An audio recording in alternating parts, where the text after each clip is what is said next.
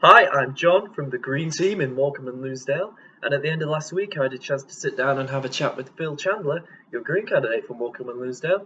Let's go see what he had to say. So, was it Monday you had the anti-austerity? Last Thursday. Last Thursday, sorry. It was the anti-austerity event. How did you find that? Was that?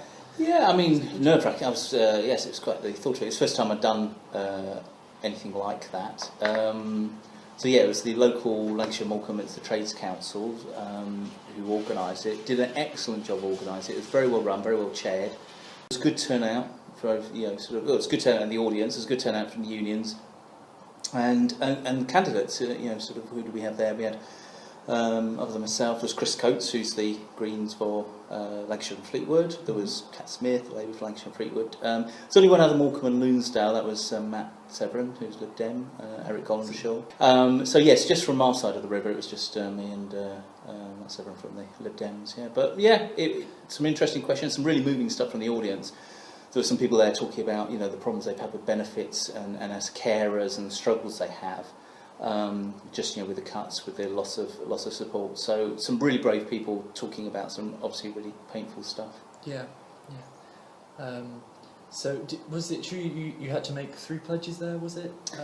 Yes, there were pledges around basically trying to oppose the cuts to the fire service and then oppose cuts to the NHS, to the Morecambe Bay Trust.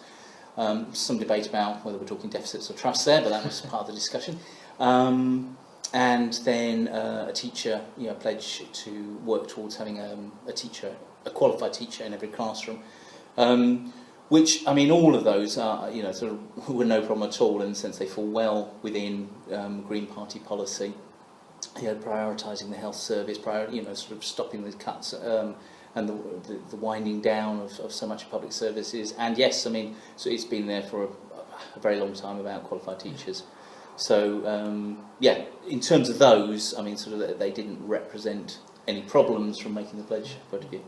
You can certainly go into that with the knowledge that the Green Party policy supports you, and you can be quite fiery in that Yes, sense. Absolutely. I mean, I think that's one of the things that made the evening, a not unenjoyable event, is that actually you were in a room of people who understood where you're coming from, were supportive of what this kind of radical changes that we believe that have to take place. When asking questions, did you ask for female questions first? I heard that. Wasn't me actually. No, all power to Eugene from the Trades Council who was chairing it. Yes, he said, when it got to questions, he said, right, the first 5 he wanted to take from women, and that he wasn't going to take any more questions until that happened, which was great because it obviously energised us. I think somebody said to us, she was sat there kind of thinking that she was just listening to everything that was going on, and then suddenly realised that she had to do some work. But it's great because she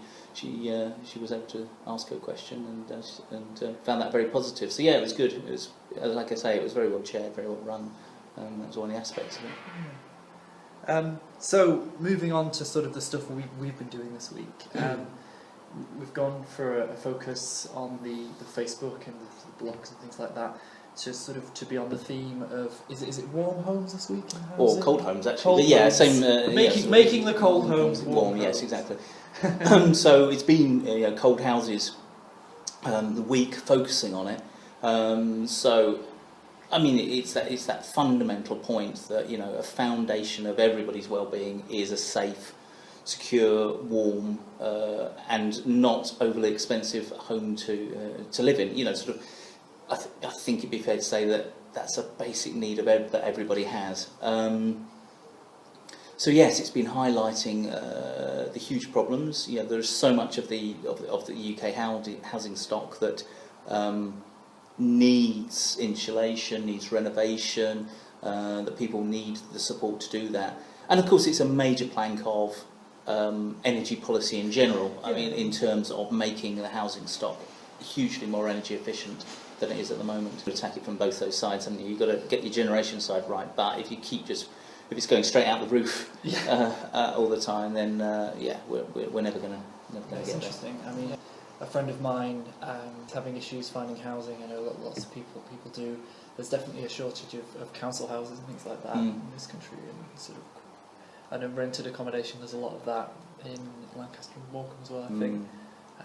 So, I mean, there's an element you have to take on that. Oh, absolutely. I mean, it's been a tragedy for the country the way that social housing stock has not been replaced. I mean, the decisions. I mean, we could debate about the fors and against of allowing people to buy council houses, and I'm sure there's many people in council houses or former council houses, I should say, who no doubt greatly value that. But it's a vital plank of any welfare policy, any sort of economic policy designed to make sure that people in all sections of society can flourish, is that there is access to affordable housing.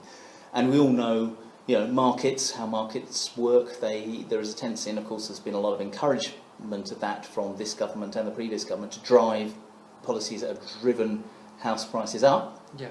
Partly because then they can say, oh, look at the growth in the economy, isn't it doing so well? But often that is just on the back of inflating house prices. So making sure that there is housing that is at a control, is controlled in such a way that it is affordable for everybody in society, is a vital plank. So hence, it was announced this week, Green Party announced that, pledged that one of their aims would be to build 50,000 new council houses. And I think what's particularly interesting about that policy is how, the idea of how it be funded, which is one of the ways is to reduce support for second mortgages for borrowing to rent, and Lancaster, I think you're right, Lancaster and Morecambe is a classic example of this, where so much of the housing stock, potentially cheaper housing stock, has been snapped up by those who just see it as an investment, as a way of making money out of the student population. And yeah, I mean, I suppose just speaking personally, there is, I don't think it's just nostalgia, but there is that thinking back to when people did not talk about houses just as investment, which is what it seems to be largely now, where houses were spoken of as homes, and that was what the role that they played within society and within families and within lives, which seems to me a very much more positive way of looking at living in Morecambe, that there's the housing issues there. Is that your experience? I mean, Morecambe, like many places, is a wide range, sort of is a spectrum within the town. Without a doubt, there are people who have all sorts of housing issues. There are concerns about properties that haven't been renovated, haven't been brought back into use for a very long time, and we know there's all sorts of difficulties around that. So I'm not going to sort of speculate on some of those. But sort of it is something that will be a key part of any policy for towns, like Morecambe. But as we know, it's not restricted to urban areas. That there are housing crises in rural areas as well, where people who have grown up in those areas cannot afford to buy houses in there, again because of second homes or because of buying to rent or whatever. And so it is basically getting a grip of, once more, and I think this goes for lots of parts of the economy, is saying that these are not just about ways of making profit, these are not just about ways of making money, these are fundamental building stones of people's lives that everybody should have access to. And housing is one of those very fundamental things that needs to be taken back out of the pure profit motive and made once more part of the flourishing, of well-being. Of humanity. Yes, of humanity, exactly. We all need it. We all got to have somewhere to live. Very, very nice. A little bit cliche, but true.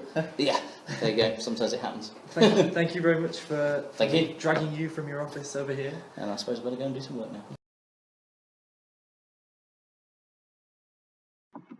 So some really interesting stuff there from Phil. It was good to hear the Green Party perspective from Morecambe and Lonsdale.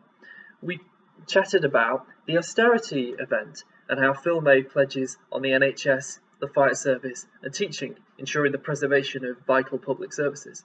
We also talked about the Warm Homes Initiative and how the Green Party intend to try and tackle fuel poverty, but also create efficient homes, alleviating pressure on our energy supply.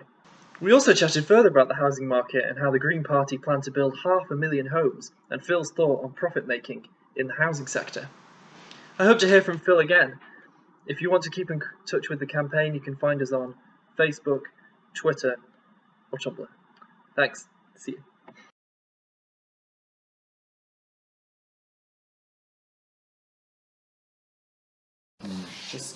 We look like a couple of pundits, like football pundits.